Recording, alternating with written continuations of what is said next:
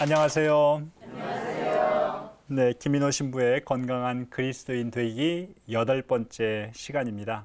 지난 시간에 이어서 창조적 반응하기라는 주제로 이번 시간을 한번 이야기를 나눠볼까 합니다.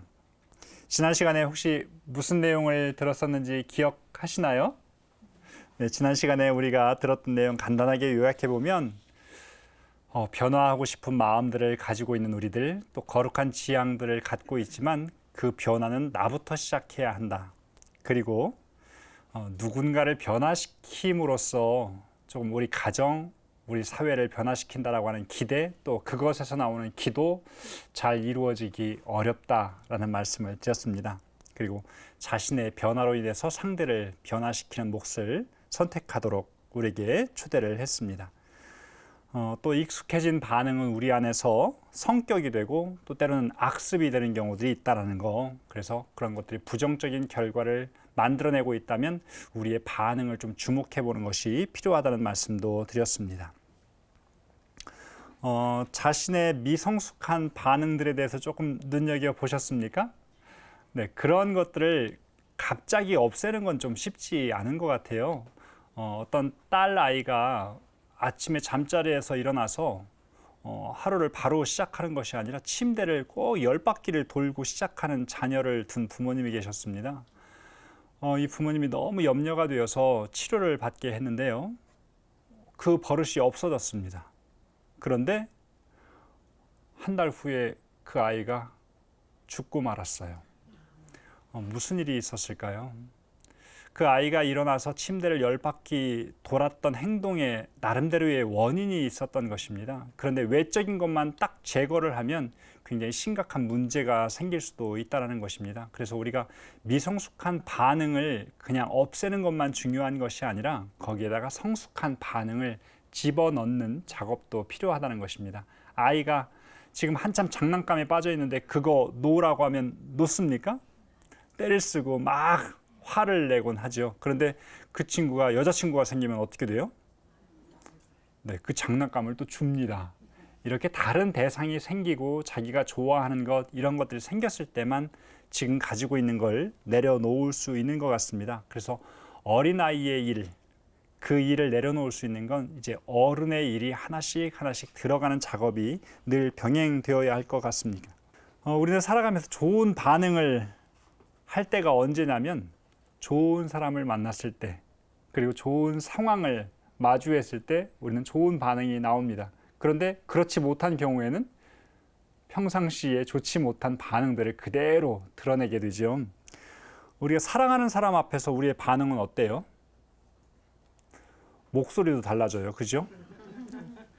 목소리 톤도 달라지고 말투도 달라지는 경우들이 굉장히 많습니다. 자기양, 밥 먹었어? 이렇게 혀가 짧아지는 경우도 굉장히 많죠. 그런데 좋아하지 않는 사람하고 대화할 때는 왜? 그걸 뭐하러 물어? 이런 식으로 좀 단호해지는 경우도 굉장히 많습니다. 지난 시간에 제가 숙제를 하나 드렸었는데 혹시 기억하시나요? 옆집에서 아이가 밥을 먹고 왔는데 엄마에게 엄마, 옆집에서 밥을 먹었는데 정말 맛있었다 라고 말했을 때 엄마들은 어떻게 반응해야 할까요? 어떤 반응들 한번 생각해 보셨습니까? 평상시에 우리 반응은 어떨까요? 일반적으로 우리가 어떻게 반응하고 있나요? 음식 솜씨가 좋으신가 보네. 네. 또? 그 집 가서 살아라. 네, 대부분 그런 생각들 하시지 않을까요? 네. 음식 솜씨가 좋으신 것 같은데 그걸 이어보면 좋겠죠. 음식 솜씨가 좋으신 것 같은데 그냥 거기서 살아, 이 나쁜 놈아, 이렇게 하는 경우들이 많은데 그 아이의 본 마음은 어떤 것일까요? 엄마도 해주세요. 그러면 그 마음을 읽은 엄마는 어떻게 답하는 것이 좋을까요? 그래, 다음에 친구들하고 같이 와, 엄마가 맛있는 거 해줄게 라고 답변하는 것도 좋을 것 같고요. 이 응답 이외에도 또 다른 응답들도 가능할 수 있을 것 같습니다. 여러분들이 나름대로 그 대안들을 찾아보는 작업도 성숙한 반응을 하는 데 굉장히 필요한 작업일 것 같습니다. 우리가 성숙한 반응에 대해서 이제 보게 될 건데요. 성숙한 반응은 지난번에 보았던 이 반응 시간이 미성숙한 반응은 조금 짧은 시간에 이루어지는 것이었다고 한다면 반응 시간이 조금 길어지는 것입니다. 그 다음에 감정적인 것이 아니라 조금 더 이성적이고요. 또 창조적입니다. 자신이 한 번도 해본 적이 없기 때문에 창조적이기도 하지만 그 상황을 완전히 바꾸어 놓을 수도 있기 때문에 창조적이라고 말할 수 있는 것 같습니다. 지난번에 본 우리의 미성숙한 반응은 무의식적인 자동 반응인데 반해서 이것은 의식적인 자동 반응입니다. 우리가 어떤 의지를 가지고 또 의식을 가지고 자연스럽게 우리 안에서 행동하도록 하는 것인데요. 이걸 다른 말로 덕이라고 이야기한다는 말씀도 드렸습니다.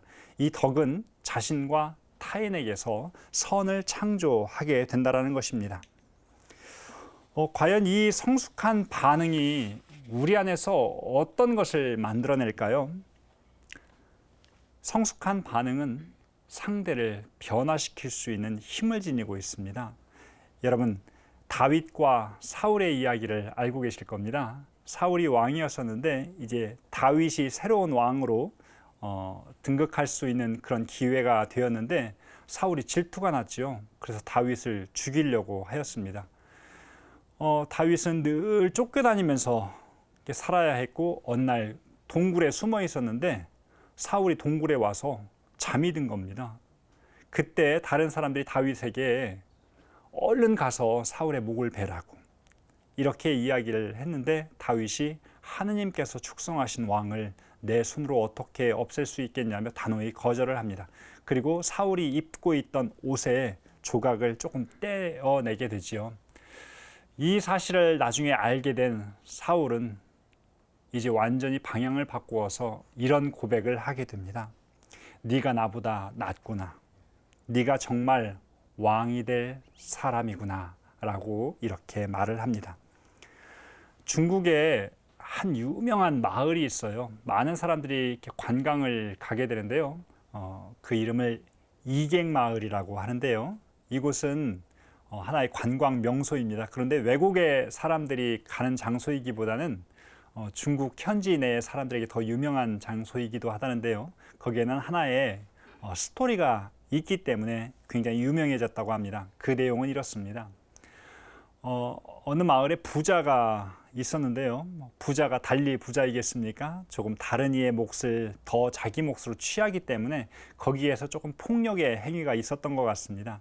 이기심에 가득 차서 자기의 담벼락을 조금씩 그 조그만 골목에서 조금씩 밖으로 빼내었던 것이죠.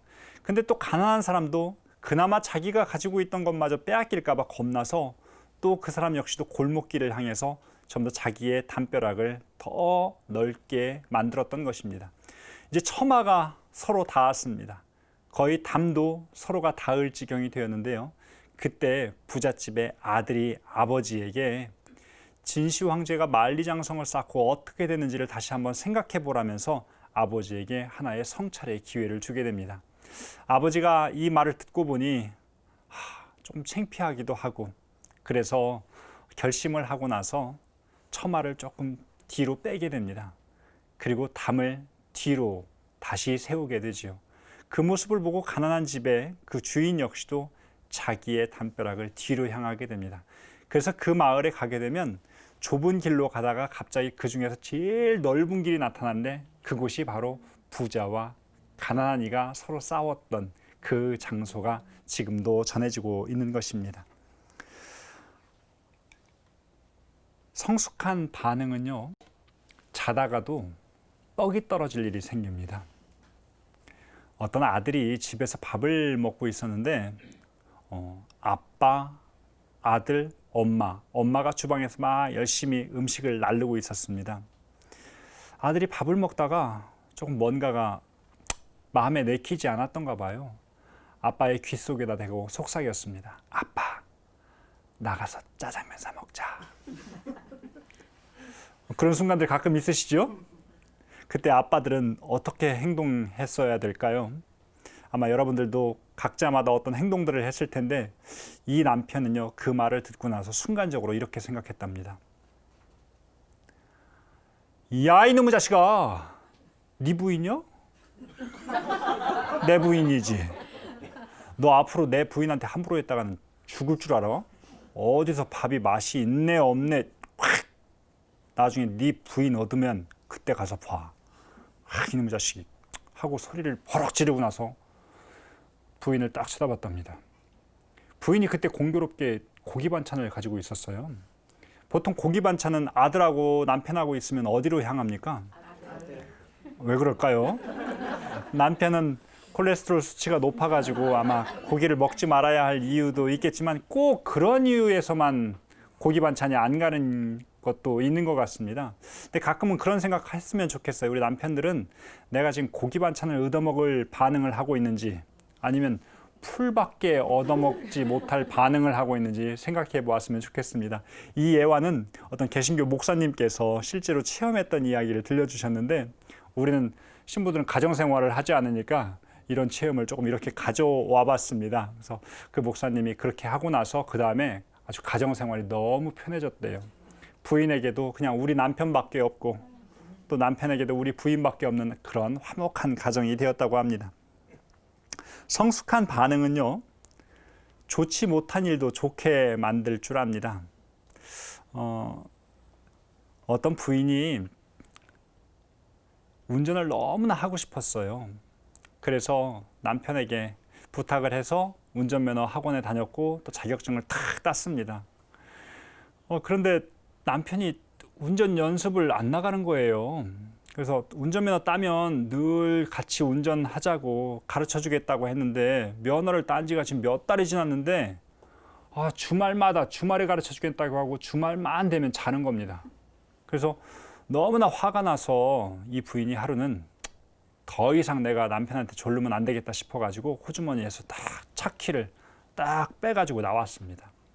그리고는 운전을 하고 딱 가는데 몰래 갔다가 몰래 들어오면 얼마나 좋았겠습니까? 그런데 나갔다가 사고를 냈네. 앞차와 충돌을 한 겁니다. 이제 살았는데 실제는 죽은 거와 별반 다르지 않습니다. 이제 죽었다 합니다. 남편이 벼락을 내렸었거든요. 너 몰래 차 타고 나갔다가 사고 나면 죽을 줄 알아? 그 말소리가 계속해서 귀에서 맴돌고 있었습니다. 그래서 운전대에다 고개를 푹 박고 나서 이제 죽었다.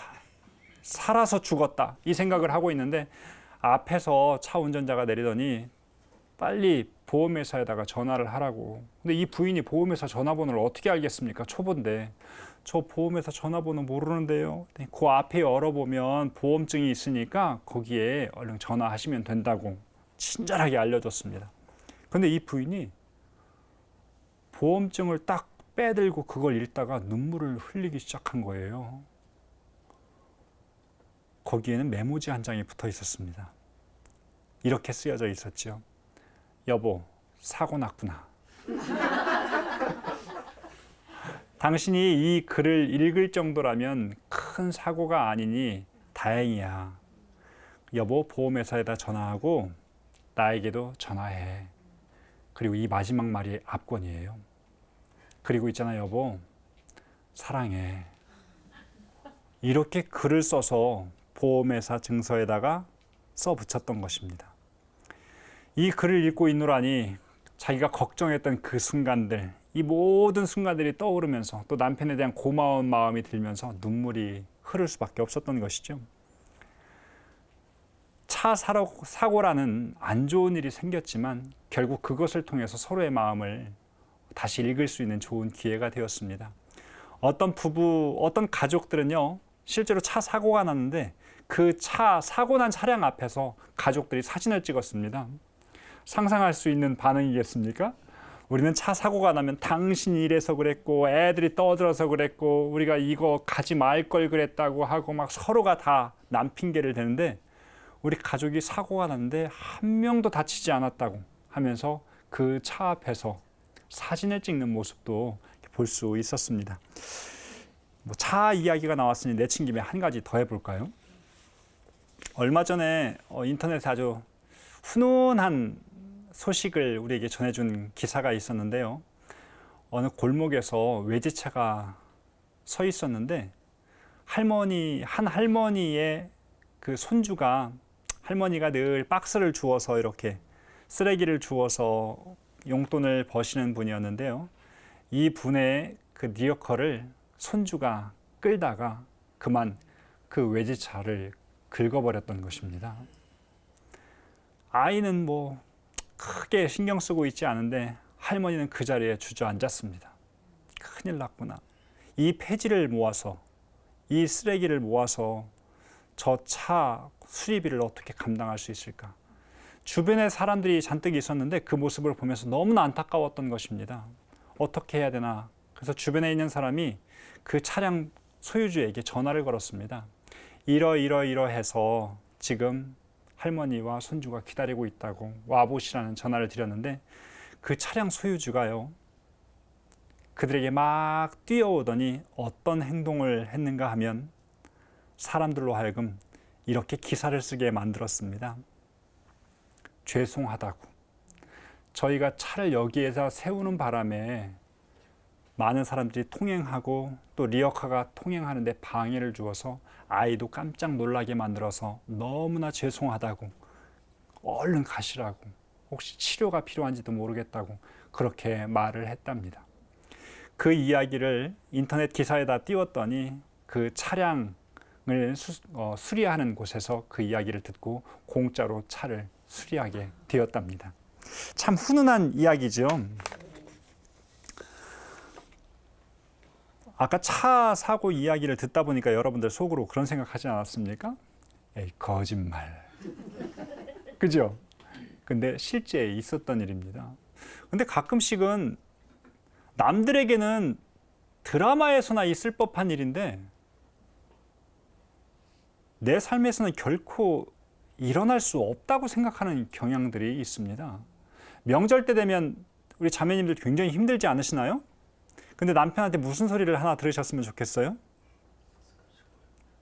뭐 내가 명절 때 수고했으니까 1,000,000원 줄게.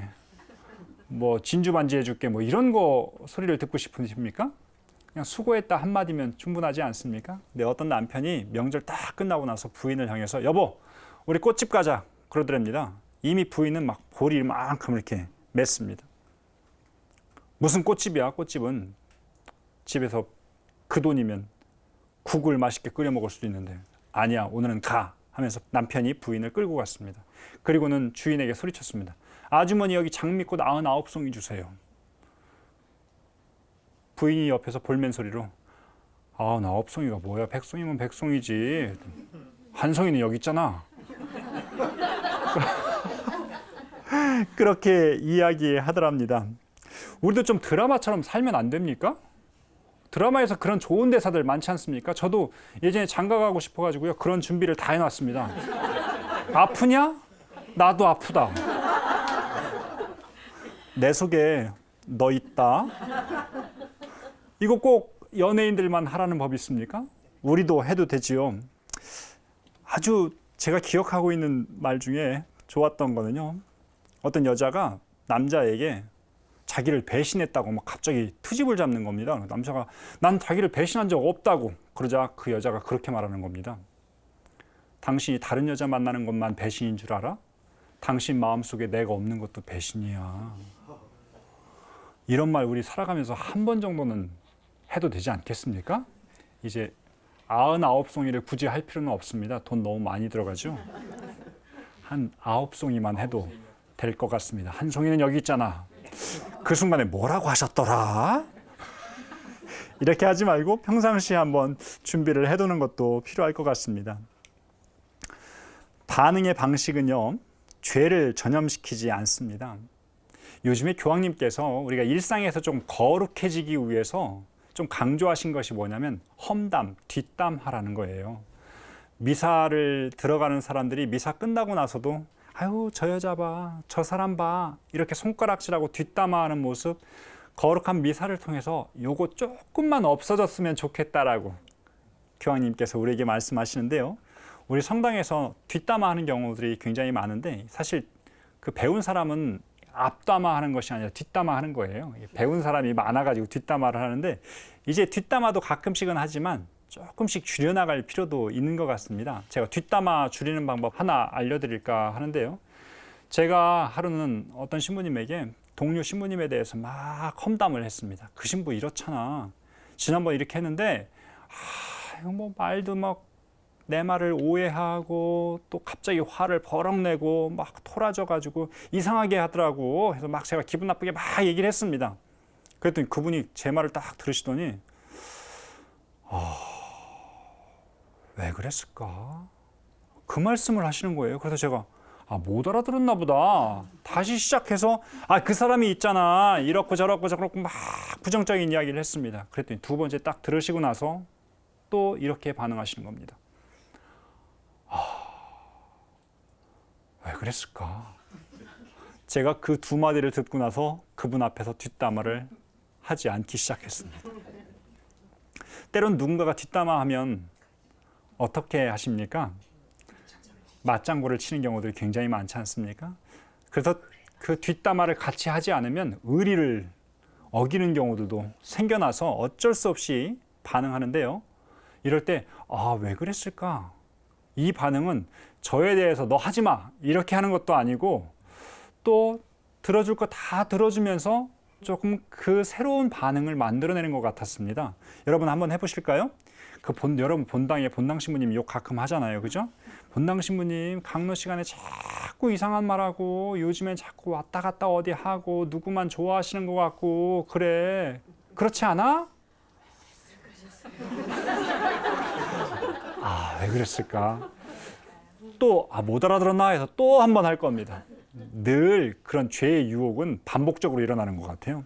그랬을 때 더 깊은 시름에 빠져서 더 깊은 공감으로 왜 그랬을까? 따라해 보겠습니다. 왜 그랬을까? 네, 그렇게 해서 누군가의 뒷담화를 조금 끊어보면 죄를 전염시키지 않습니다. 하느님은 여러분들을 사랑의 통로로 만들어 놓으셨어요. 그죠? 그 통로가 막혀버리면 썩습니다. 그런데 우리가 그 사랑의 통로에 누군가를 험담하고 욕하고 또 죄를 전염시키는 도구가 된다면 이건 우리의 그리스도인 삶에 문제가 있는 것 같습니다. 반응의 방식은 지난 시간에 보았던 미성숙한 반응도 마찬가지고요. 유전도 되고 학습도 됩니다.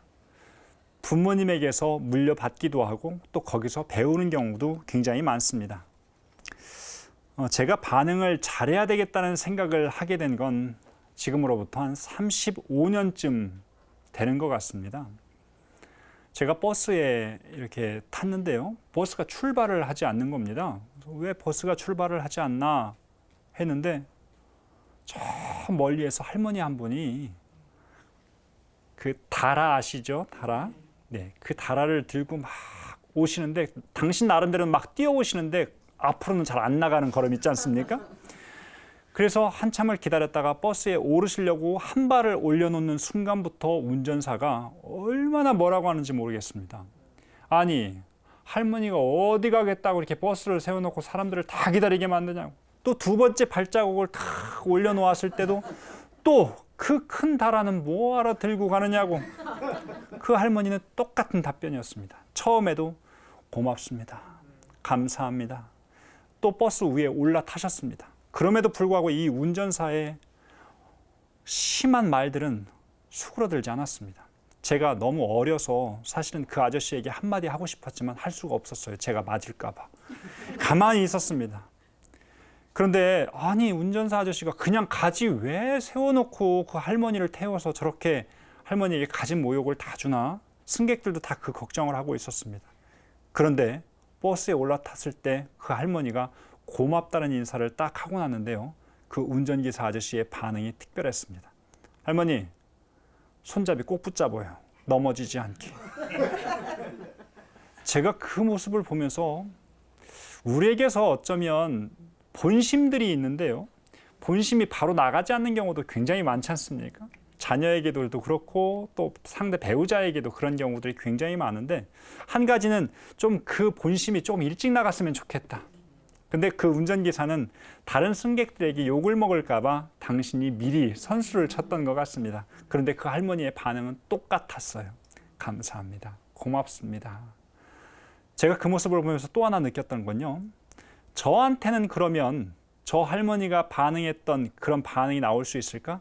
저 아저씨의 몇 번째 고함에서 나도 똑같이 소리를 쳤을까라는 생각을 해보게 되었습니다. 어쩌면 그 할머니의 그 반응은요, 상대의 본심을 드러내게 만들었습니다. 우리가 상대도 좋은 본심을 갖고 있지만 때로는 그것이 티격태격할 때도 있지 않습니까? 그럴 때 가장 좋은 방법은 내가 먼저 본심을 드러내는 것 같습니다. 그렇게 되면 그 상대방도 본심을 드러내면서 성숙한 반응이 이루어질 것 같습니다. 반응의 방식을 가장 많이 배우는 곳은 가정입니다. 저처럼 바깥에서 그런 모습을 볼 수도 있고요. 또 가정 안에서도 그런 모습을 볼 때가 있는데요. 아빠가 밥을 먹을 때 아무것도 안 하고 있다가 그냥 식탁으로 바로 나오는 집. 또 방 정리도 전혀 하지 않고 이 모든 일은 다 엄마의 일로 생각하면 아들도 그렇게 생각하고 나중에 커서도 그렇게 행동합니다. 엄마가 그렇게 청소도 하지 않고 밥 먹을 때만 나와서 밥을 먹는 아빠를 욕하면요, 아들은 나중에 자신이 화가 나면 정작 그 말을 해야 될 대상이 아니라 다른 대상에게 말하는 법을 배우게 됩니다. 우리는 많은 경우에 사람이 어떻게 반응을 해야 될지 볼 수 있는 광경이 있는데도 불구하고 그런 모습을 잘 안 드러내려고 합니다. 여러분, 아픈 모습 누군가한테 좀 보여주고 싶으세요? 아픈 모습 볼 때는 자기가 아프게 되면 어떻게 합니까? 좀 숨게 돼요. 그죠? 그런데 아픈 모습을 보여주는 것도요, 굉장히 큰 교육입니다. 아플 때 사람이 어떻게 반응해야 되는지 자녀들은 볼 기회가 없습니다. 그래서 많은 사람들이 그냥 사람은 건강하게 잘 지내는 순간에만 사람으로 생각하는 경우들이 있습니다. 이건 굉장히 큰 착각이죠. 아플 때 우리가 사람이 아닙니까? 힘들 때 사람이 아닙니까? 이때 어떻게 반응해야 되는지 내가 부모님에게서 본 적이 없으면 자녀들은 결코 그거를 배울 수가 없습니다. 어렸을 때부터 그걸 배워나갔으면 좋겠어요. 감기에 걸린 아빠의 모습, 허리가 아픈 엄마의 모습, 또 돈이 없어서 조금은 어려워하는 엄마의 모습, 아빠의 모습, 이것들 아이들에게 보여줄 필요도 있다는 것입니다. 특별히 우리가 자녀들에게 보이지 않으려고 하는 모습 가운데는요, 부부싸움하는 모습도 있어요. 그죠? 근데 가끔씩은 본의 아니게 걸릴 경우들이 있지 않습니까? 그런데 부부싸움도 아이들 앞에서 너무 숨기지 마십시오. 대신에 부부싸움을 잘 하십시오. 또 부부싸움을 잘 하시고 반드시 화해하는 모습도 아이들 앞에서 보여주십시오. 화해를 자기들끼리만 할 것이 아니라 그렇게 화해하는 모습, 싸우는 모습도 아이들이 배울 수 있고 화해하는 모습도 아이들이 배울 수 있도록 해야 된다는 것입니다.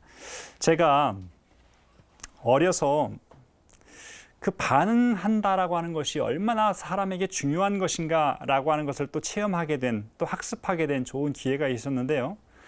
제가 어렸을 때 알고 있던 그 잘 아는 집이 있었는데 거기에 딸들하고 제가 잘 지냈어요. 부모님하고도 잘 지냈고. 근데 제가 가끔 신학생 때 그 집에 전화를 걸었습니다. 어떨 때 전화를 했냐면 좀 제가 의기소침해지고 제 삶에 자신감이 없어지고 할 때 가끔 아무 이유 없이 전화를 했는데요. 그 이유는 거기 그 집안의 마지막 딸, 막내 딸이요. 제가 전화를 하면 온 집안이 떠나가도록 소리를 지릅니다. 와, 오빠다.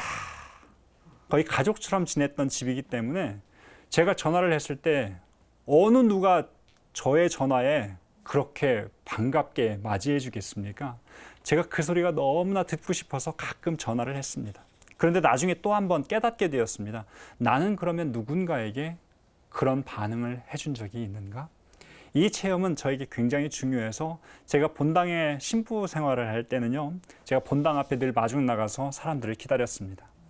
그리고 할머니들이 오시고 자매님들, 형제님들이 오실 때마다 아이고 힘든데 어떻게 이렇게 걸어 나오셨어요? 이렇게 일찍 오셨어요? 하고 오버 리액션을 해드렸던 것이죠.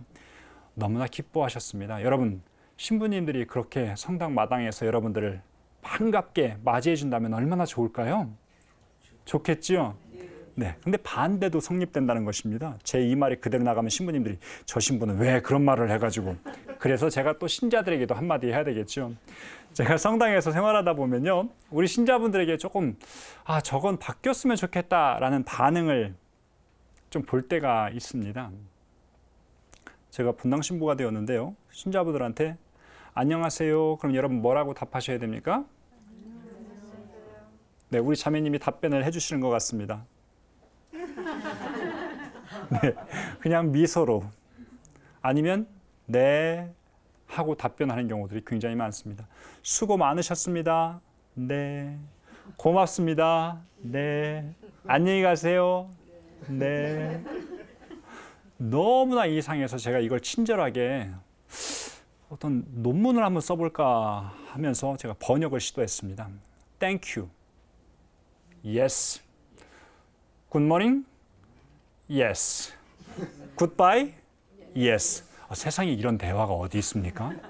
제가 너무 희한해서 다른 신부님들은 어떻게 하나 궁금해가지고요, 제가 신부님들을 관찰하기 시작했습니다. 어떤 본당에 갔더니요, 신자들이 인사를 너무 잘하는 거예요.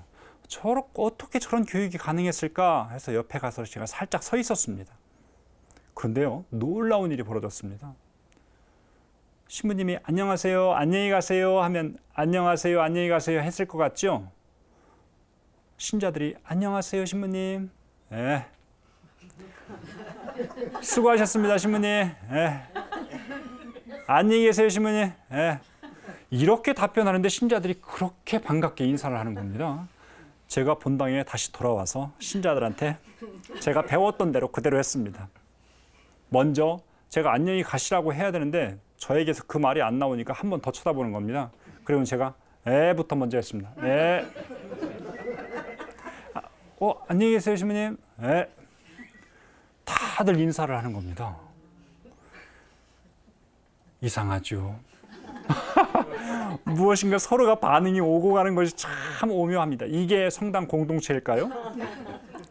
우리 서로 좀 반갑게 맞이해 줬으면 좋겠습니다. 조금 리액션을 크게 해주는 거, 이거 상대를 굉장히 기쁘게 해주지 않습니까?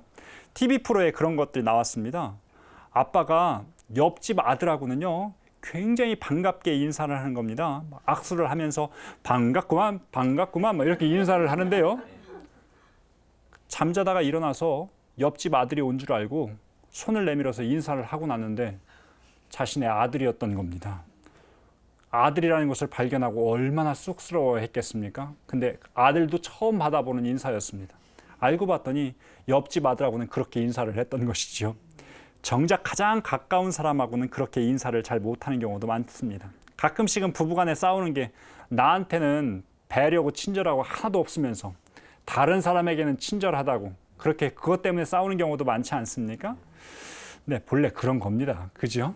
가족들한테는 그렇게 하는 거 아니에요.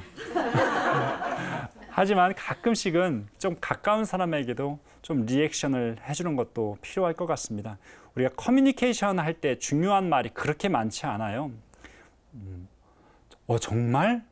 이 말 한마디. 그래? 그랬구나. 이런 3마디 정도의 단어면 충분할 수 있습니다. 우리가 리액션을 조금 해주는 거, 이거 굉장히 도움이 될 수 있다는 거 기억할 필요가 있겠습니다. 성숙한 반응은요, 능력입니다. 그냥 성숙한 반응은 있으면 좋고 없으면 많은 것이 아니라 이것이 오늘날을 살아가는 데 있어서, 우리의 환경을 바꿔나가는 데 있어서 이미 엄청난 능력이라고 하는 거, 다른 어떤 능력보다, 외국어를 몇 개 하는 것보다 훨씬 더 큰 능력이 될 수도 있다는 거, 이제 앞으로는 바로 자기가 주어진 상황을 극복할 수 있는 성숙한 반응들, 이것이 있느냐 없느냐가 더 크게 부각될 시대가 올 것 같습니다. 아니, 이미 오래전부터 우리는 그러한 삶을 살아왔습니다.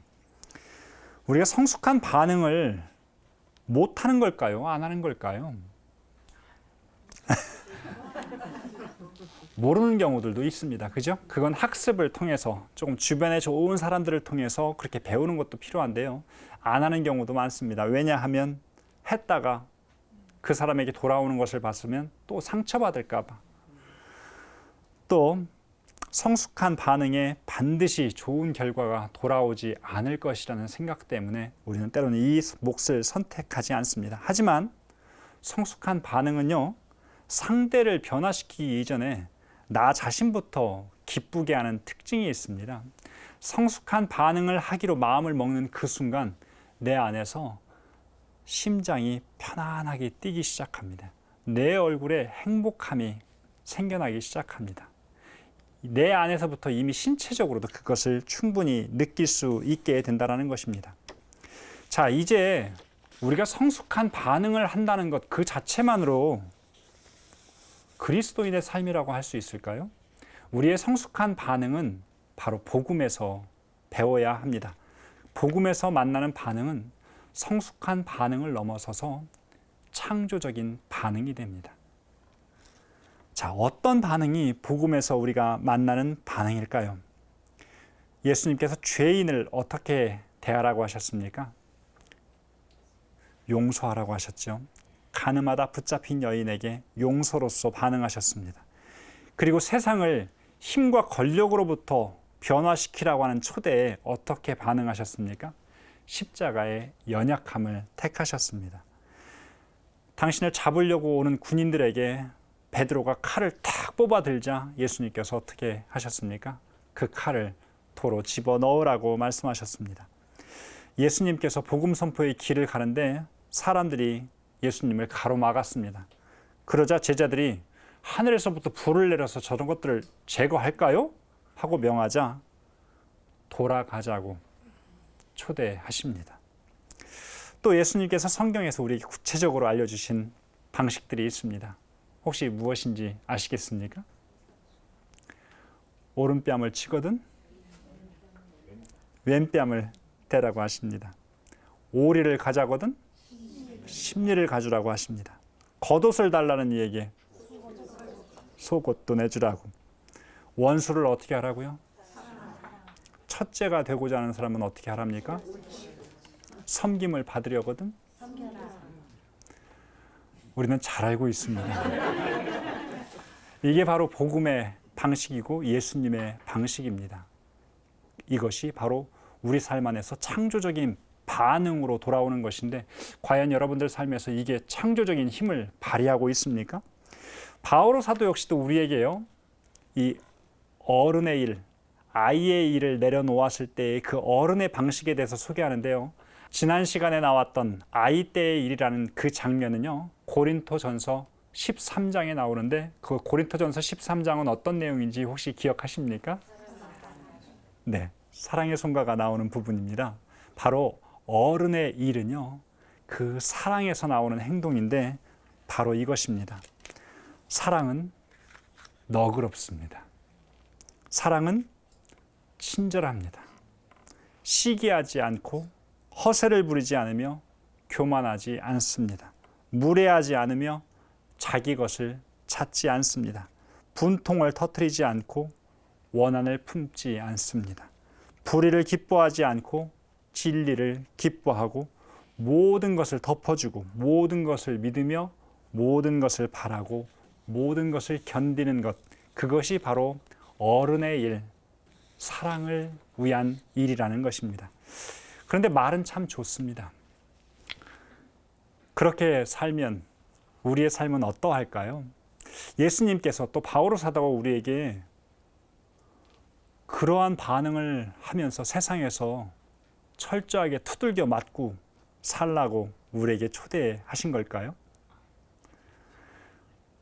아까 말씀드렸던 그 부분을 우리가 진짜로 실천한다고 한다면 우리는 세상에서 어쩌면 여기저기서 얻어 터지는 그런 삶을 살게 될 듯해서 많은 분들이 신부님, 이 세상살이에서 그렇게 하면 못 살아요. 오히려 눈에는 눈, 이에는 이, 그것이 더 현실적일 듯합니다. 라고 저항할 수 있을 것 같습니다. 그런데 그리스도인들이 잘못 이해하고 있는 복음의 반응이 있습니다. 무조건 참아라. 이건 심리학적인 측면에서도 굉장히 위험합니다. 우리가 억압이라고 하는 것과 억제라고 하는 것이 약간 틀린데요. 억압은 무의식적으로 그냥 눌러버리는 것입니다. 자기가 화가 났는지 뭐 했는지 그냥 무의식적으로 누르는 것이고요. 억제는 조금은 이성적인 것입니다. 내가 화가 난 것을 알아요. 참아야지 라고 생각하면서 참는데 때론 이것이 그렇게 성숙한 방법만은 아닙니다. 이걸 넘어서는 부분이 바로 필요하다는 것이죠. 예수님께서 우리에게 말씀하셨던 그걸 넘어서는 것이 무엇이냐면 온유함입니다. 나를 화나게 만드는 그 사람을 향해서 온유함을 지녀라. 그런데 그것이 쉽습니까? 저는 가끔은 십자가 고스톱이라고 부르는데요. 제가 어떤 신부님과 고스톱을 이렇게 쳤습니다. 신부님들이 가끔 쳐요. 평생에 한 3번 이상 칩니다. 근데 이분은 참 엉뚱하십니다. 우리가 딱 패를 딱 보면 나름대로 계획이 있지 않습니까? 이 약해야지. 그런데 우리는 아마추어라서 누군가가 딱 갑자기 광을 내밀면요, 제가 얼른 그 광을 먹더라는 것이죠. 그러면서 제가 무엇을 하려고 했는지를 방향을 놓쳐버린다는 겁니다. 그분은 저로 하여금 방향을 놓쳐버리게 만들어요. 그리고 나중에 당신이 딱 자기 일을 합니다. 저는 이걸 죄송하지만 거꾸로 치는 고스톱, 또 십자가 고스톱이라고 부르기도 하는데요.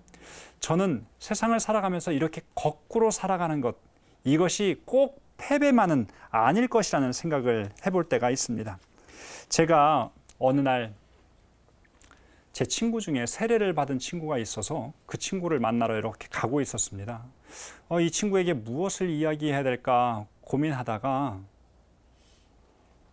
그리스도인으로 산다는 건 어떤 것일까 하다가 제가 잠시 주유를 하고 세차를 공짜로 해주는 곳에 이렇게 들어가게 되었습니다. 그곳에서 제가 주유를 하고 세차를 해도 되냐고 물었더니 아저씨가 별로 이렇게 투명하게 반응을 하시는 거예요. 그래서 또 조금 이렇게 세차를 하러 갔는데 아저씨가 이렇게 손으로 이렇게 하는 겁니다. 그래서 제가 문을 내리고 아저씨 뭐라고요? 그랬더니 차 똑바로 대라고요. 아 예. 차를 딱 대고 또 이러는 겁니다. 아저씨 뭐라고요? 날개 접으라고요. 날개를 또 접었습니다. 또 아저씨가 이렇게 얘기하는 겁니다. 아저씨 뭐라고요? 시동 끄라고요. 제가 너무 속이 상해서 세차를 하는 내내 저 아저씨한테 한마디를 해야 되겠다 하다가 갑자기 저한테 기가 막힌 생각이 떠올랐습니다. 이거 친구한테 이야기해야 되겠다. 그리스도인의 삶은 화내고 막 짜증내고 막 하는 게 아니라 참아내는 거야. 잘 이겨내고 평화를 유지하면서 사는 거야. 요 얘기를 하려고 딱 다짐을 하고 기쁘게 그냥 갔습니다. 그리고는 그 친구를 만나서 이 이야기를 그대로 해줬더니 그 친구가 막 웃는 겁니다. 그리고는 저에게 신부님 제 차에 있는 바카스 보셨어요? 그 차에는 바카스가 늘 박스채에 담겨져 있어서 사람이 얼마나 피곤하면 이 바카스를 가지고 다니면서 먹나 했습니다. 그랬더니 그 바카스 제가 먹으려고 갖고 다니는 것이 아니라 그런 사람 만나면 주려고 갖고 다니는 것이랍니다. 제가 거기서 뒤통수 한 대를 맞았습니다. 제가 사제생활 100년을 해도 깨우칠 수 없는 것을 그 친구에게 배웠습니다. 어쩌면 그 친구는 세상을 이기는 법, 그리스도가 우리에게 소개하는 세상을 이기는 법을 배웠던 것이죠. 제 삶 안에서도요, 제가 가지고 있던 반응을 바꿀 수 있는 기회가 있었는데요. 저는 어려서 아버님이 일찍 돌아가셔서 그 돌아가신 날을 기억하고 있습니다.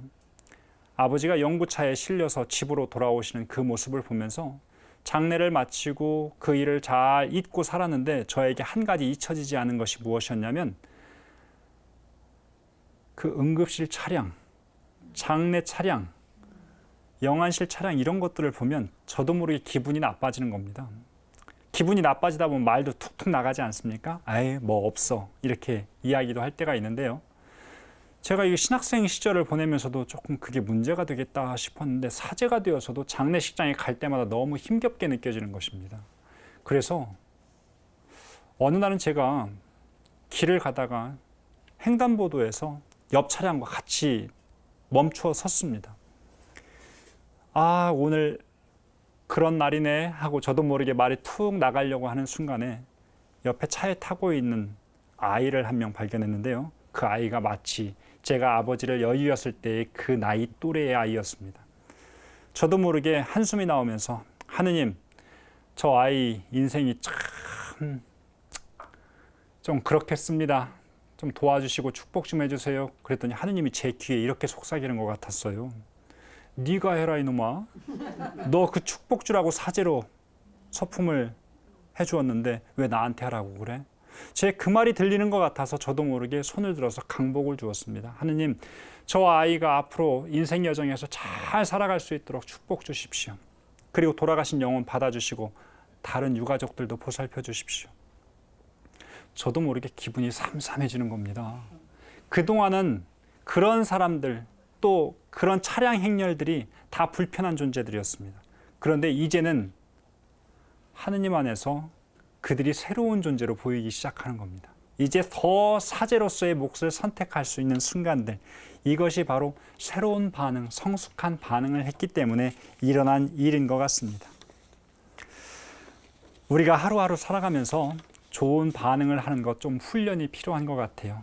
특별히 주일날이라고 하는 시간은요, 우리의 반응이 다시 그리스도께 조금 더 다가가고 창조적이어야 할 필요가 있는 것 같습니다.